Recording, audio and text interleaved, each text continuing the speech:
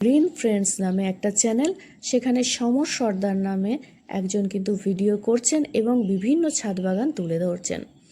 তো সমরদার এই green friends কিন্তু আমি তখন রেগুলার দেখতে আরম্ভ করলাম যে রয়্যাল বেঙ্গল টাইগার যে শুধু বাংলাদেশে আছে তা নয়, আমাদের পশ্চিমবাংলাতেও কিন্তু আছে।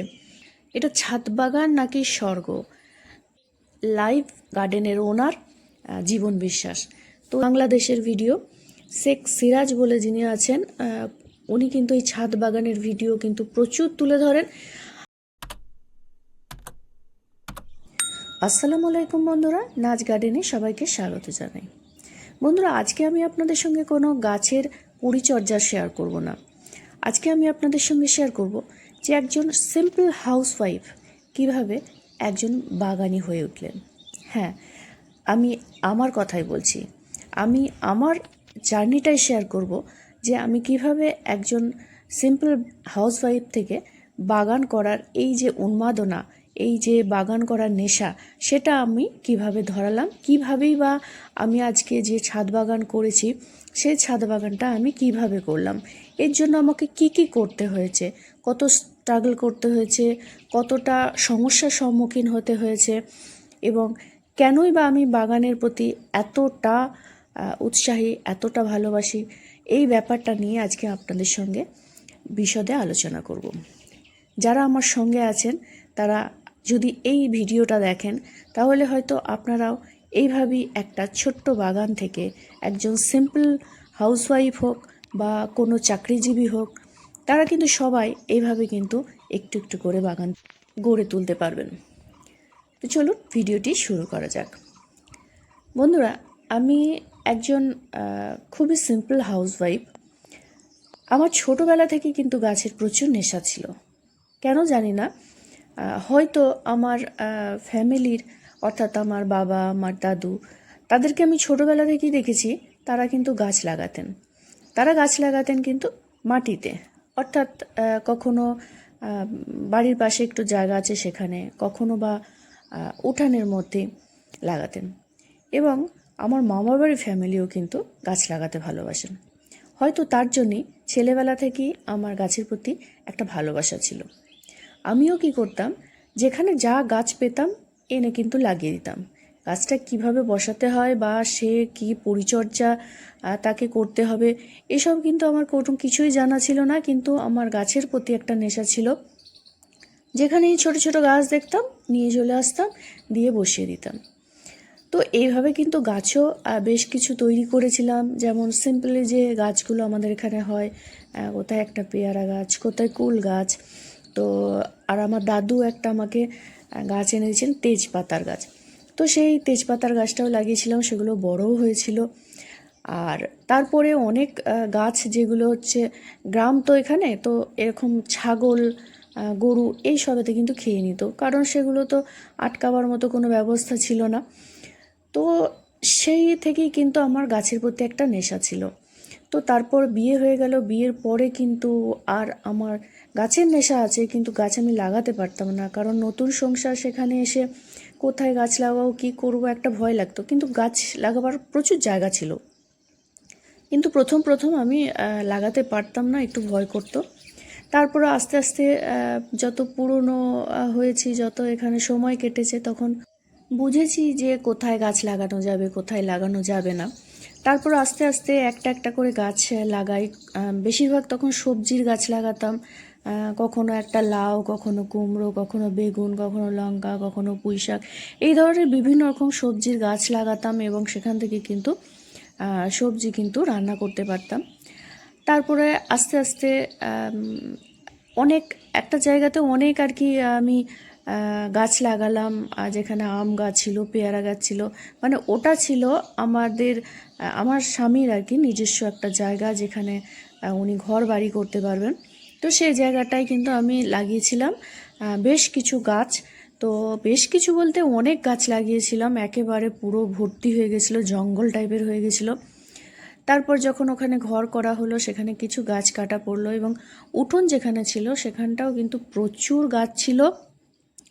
মাটিতে গাছ ছিল, সেভাবে তো যত্ন লাগতো না, বসিয়ে দিতাম আর প্রতিদিন শুধু জল দিতাম। আর জলটাও কিন্তু তখন কষ্ট করিয়ে দিতে হতো, কারণ তখন তো আমার ওই জায়গার কাছাকাছি কোনো টিউবওয়েল ছিল না, অনেকটা দূর থেকে জল বয়ে এনে দিতে হতো।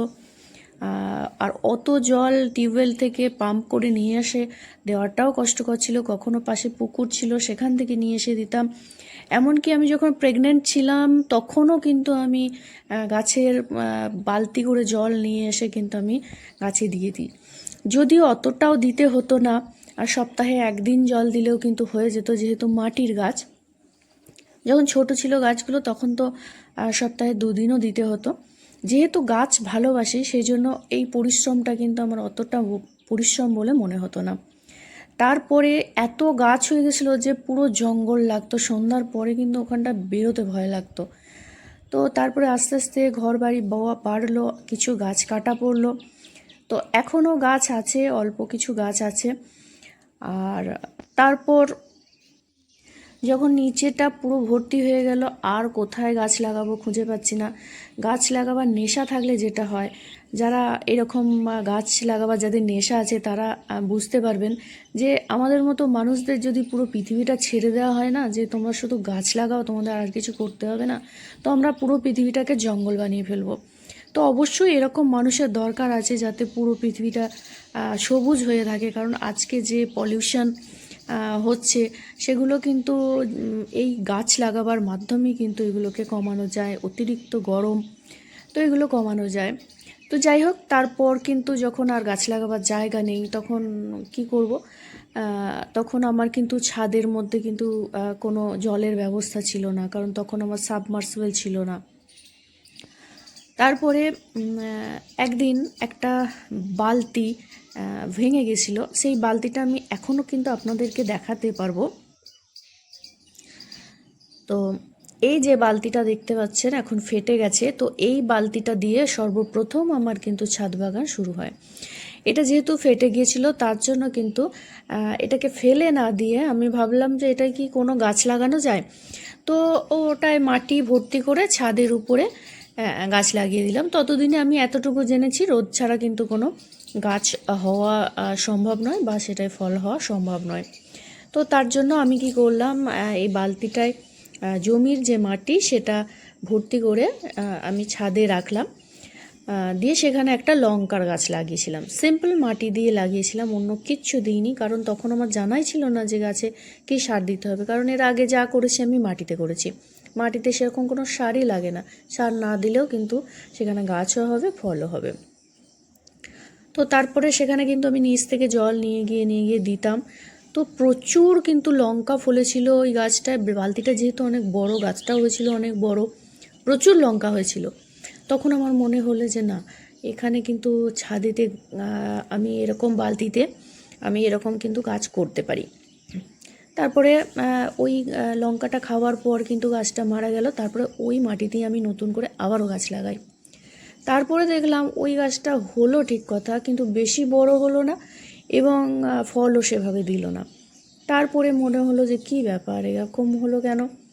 তো ওরকমভাবে হলো না, ওই কিছুদিন হলো, তারপর আবার কিন্তু সেটাকে গাছটাকে ফেলে দিলাম।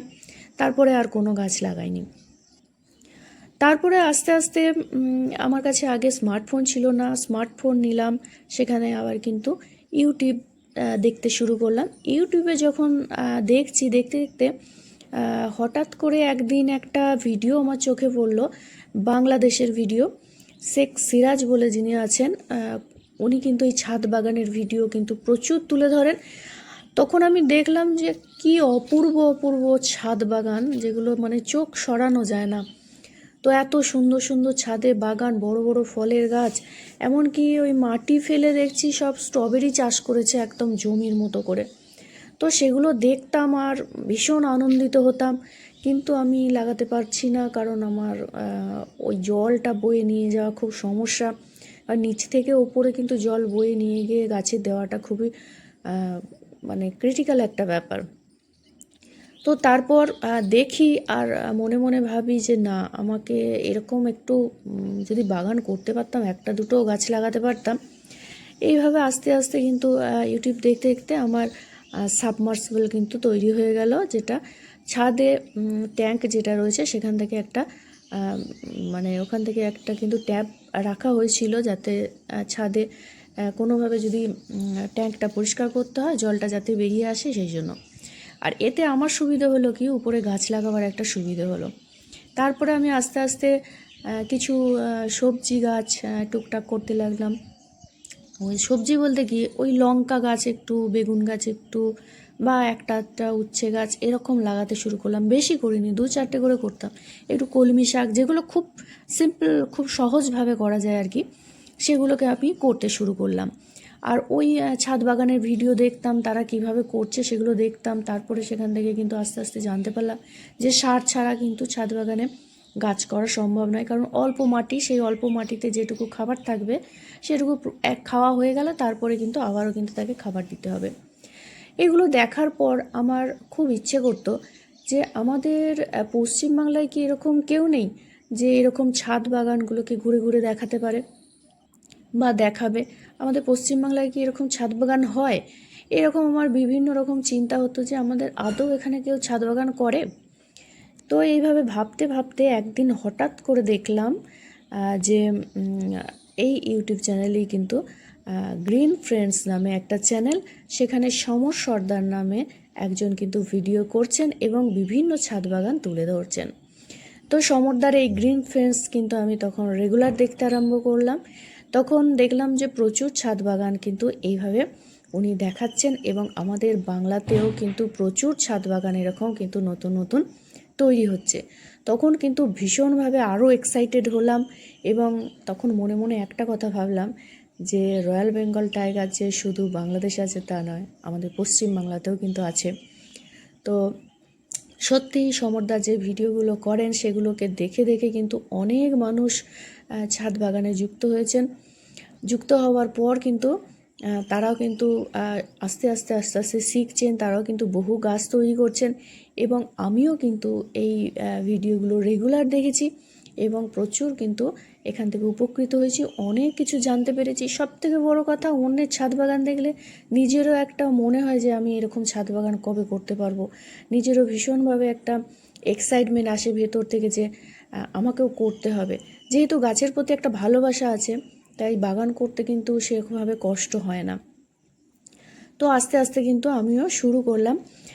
বিশেষ করে যখন আমি এই কাজগুলো যখন ছাদে যখন টুকটাক গাছ লাগাচ্ছি, তখন কিন্তু বাড়ি থেকে অবজেকশন আসতো। বিশেষ করে আমার হাজব্যান্ড বলতেন যে ছাদে এত মাটি তুলছো, ছাদে ড্যাম হবে বা ছাদ পড়ে যাবে। আশেপাশে যারা আছেন তারা তাকে বলতেন যে এটা কি হচ্ছে, এসব করিস না, ছাদ ক্ষতি হবে। তো আমাকে বলতেন, কিন্তু আমি তো দেখেছি, আমি তো ছাদ বাগানের ভিডিওগুলো দেখি, তারাও যেভাবে করছে তাদের তো ছাদ নষ্ট হয় না। তাদের মতো করে আমি করার চেষ্টা করি যাতে ছাদে কোনো রকমভাবে জল না বসে, কিন্তু ওনাকে বোঝাবে কে? তো এইভাবে করতে করতে একদিন হঠাৎ করে লকডাউন পড়লো। এটা আমি 1 বছর থেকে 1.5 বছর করেছি, তারপরই হঠাৎ করে লকডাউন 19 সালে, সরি ওটা 20 সালে পড়েছিল লকডাউনটা। তো তারপর যখন লকডাউনটা পড়লো, তখন লকডাউনের সময় তো বাইরে বেরিয়ে কোনো কিছু কেনাকাটা করা তো একেবারেই যেত না। তখন আমার এই ছাদ বাগানের যে সবজি সেগুলোই কিন্তু আমাদের প্রাণ বাঁচিয়েছিল। তো যখন থেকে উনি দেখলেন যে না, এই সবজিগুলো দিয়েই কিন্তু আমরা তখন যতদিন লকডাউন চলেছিল ততদিন কিন্তু আমরা খেয়ে বেঁচেছিলাম, তখন থেকে উনি নিজেই কিন্তু আমার ওই গাছের পরিচর্যা করতে শুরু করেছিলেন। উনি এমনিতেই একটু কাজ পাগল। তো যখন লকডাউন ছিল তখন তো কোনো কাজ ছিল না, বাইরে বেরোতে পারতেন না, তখন কিন্তু উনি আমার সমস্ত গাছের পরিচর্যা করতেন, জল দেওয়া, মাটি দেওয়া, সার দেওয়া, নিচে থেকে মাটি উপরে তুলে দেওয়া, তারপরে ওই যে ফলের যে ক্যারেটগুলো ছিল সেগুলোর আস্তে আস্তে ব্যবস্থা করা। এইভাবে করতে করতে কিন্তু এরকম একটা ছাদ বাগান আমি তৈরি করতে পেরেছি।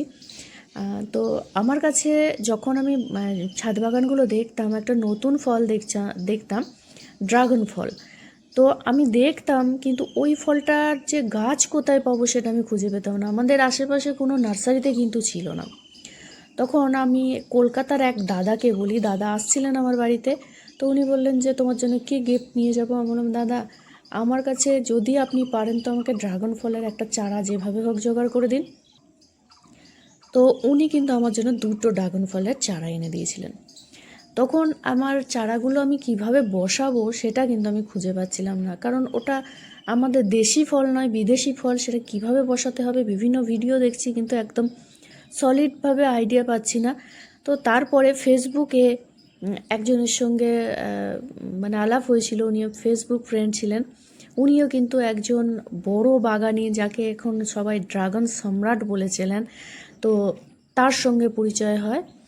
তিনি হলেন লাইভ গার্ডেনের ওনার জীবন বিশ্বাস। তো জীবনদা, আমি কিছু কিছু ছাদ বাগানের ছবি দেখেছিলাম ফেসবুকে, তখন আমার মনে হলো ওনার যে ড্রাগন গাছের ছবি দেখেছিলাম, তো ওনাকে আমি পার্সোনালি মেসেজ করি এবং জিজ্ঞাসা করি যে আমি কিভাবে এই ড্রাগন গাছটা বসাবো। তো উনি আমাকে একটা লিংক দেন ওনার ইউটিউব চ্যানেলের। তো সত্যি কথা বলতে আমি ইউটিউব চ্যানেলটা খোলার পর আমি হতভম্ব হয়ে গিয়েছিলাম যে এটা কি ছাদ বাগান, এটা ছাদ বাগান নাকি স্বর্গ। তো সত্যি কথা বলতে আমি ওই রকম জানি না কোনো দিন তৈরি করতে পারবো কি না, কিন্তু স্বপ্ন আছে এরকম তৈরি করার। তো জীবনদা ওটা বলে দিয়েছিলেন, তারপর থেকে কিন্তু আমি সেইভাবেই ড্রাগন গাছ বসিয়েছি, সেইভাবেই তৈরি করেছি। এবং তারপরে ওই দুটো ড্রাগন গাছ থেকে আমি বহু চারা তৈরি করেছি, তৈরি করে নিজে ওই 20-25টা মতো চারা লাগিয়েছি। বাকি সব কিন্তু বন্ধুদের মধ্যে, আত্মীয় স্বজনদের মধ্যে, পাড়া প্রতিবেশীর মধ্যে কিন্তু আমি সবাইকে দিয়ে দিয়েছি যে আপনারা লাগান এবং সেখান থেকে ফল নিন। তো আমার জানা যারা কাছাকাছি আছেন তাদের কিন্তু বেশিরভাগই ফল হচ্ছে। অনেকে যারা ঠিকঠাক পরিচর্যা করেননি তাদের এখনও পর্যন্ত ফুল আসেনি।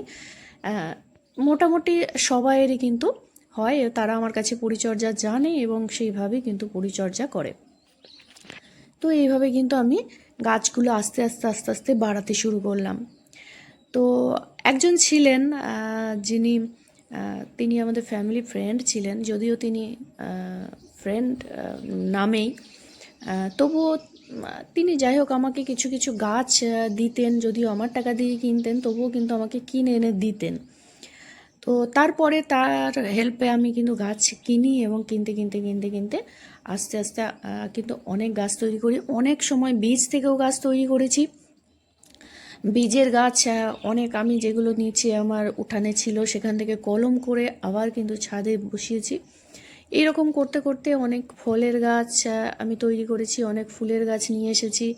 তো আমার ছেলের কিন্তু ফল আর ফুলটা ভালোবাসে, তো ও ফলের গাছ ফুলের গাছ এনে দেয়, টব এনে দেয়। ওর বাবা আবার একটু আলাদা, উনি আবার সবজি ভালোবাসেন। তো আমি সেজন্য সমস্তটা একসঙ্গে কিন্তু করি, ফল ফুল সবজি সবটা নিয়ে কিন্তু আমি বাগান করি। তো এইভাবে করতে করতে কিন্তু আজকে মোটামুটি আমার বাগান থেকে যে সবজি হয় আমি নিজে খাই, আমার আত্মীয় স্বজনদের দিই। তো সবাই কিন্তু খুব খুশি এবং এমনভাবে গাছ ছাদটা মানে তৈরি করার চেষ্টা করছি যাতে কোনো রকম ছাদের কোনো ড্যাম্প না হয়, যাতে ছাদটা ভালো থাকে এবং সম্পূর্ণভাবে আমরা কিন্তু উপভোগ করতে পারি, সৌন্দর্য উপভোগ করতে পারি এবং ফল সবজি সেগুলোকে খেয়েও কিন্তু উপভোগ করতে পারি। পুরোপুরি জৈবভাবে কোনো রকম রাসায়নিক সার বা রাসায়নিক কীটনাশক কিন্তু ব্যবহার করি না, যদিও সেগুলো কিন্তু রাখা থাকে। কেন রাখা থাকে? যেমন ধরুন আমরা মানুষ, আমরা কিন্তু খাবার খেয়ে আমরা বেঁচে থাকি। খাবার যদি আমরা সঠিকভাবে খাই, তাহলে কিন্তু সঠিক নিয়মে খাই, তাহলে কিন্তু আমাদের অসুস্থ আমরা হই না।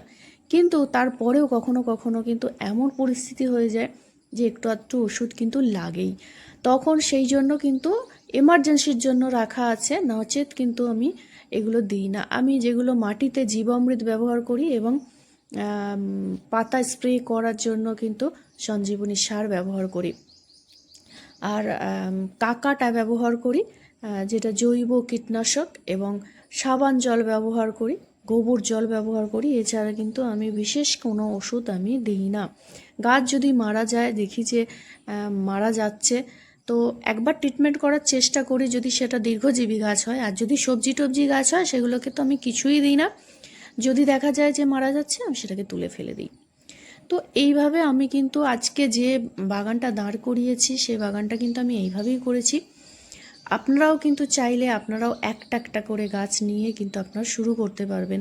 আপনার আশেপাশে পাড়া প্রতিবেশী অনেক কিছু বলবে যে আপনি কি পাগল হয়ে গেছেন, আপনি এত গাছ ছাদে লাগাচ্ছেন, ছাদ ভেঙে পড়ে যাবে, মাটি তুলছেন এত, ছাদ ড্যাম্প হবে। তো সবাই আপনাকে পাগল বলবে।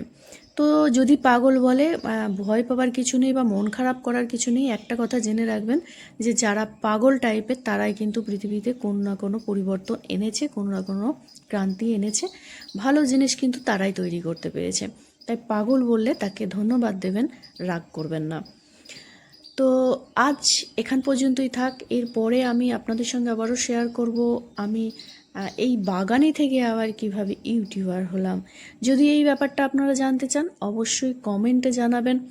যদি আমার এই জার্নিটা আপনাদের ভালো লেগে থাকে অবশ্যই একটা লাইক করবেন এবং অন্যকে জানার জন্য শেয়ার করবেন। তিনি না জানতে পারলে তিনিও কিন্তু এইভাবে একটা ছাদ বাগান তৈরি করতে পারবেন। স্ট্রাগল তো থাকবেই, স্ট্রাগল না হলে কোনো কিছু কিন্তু হয় না।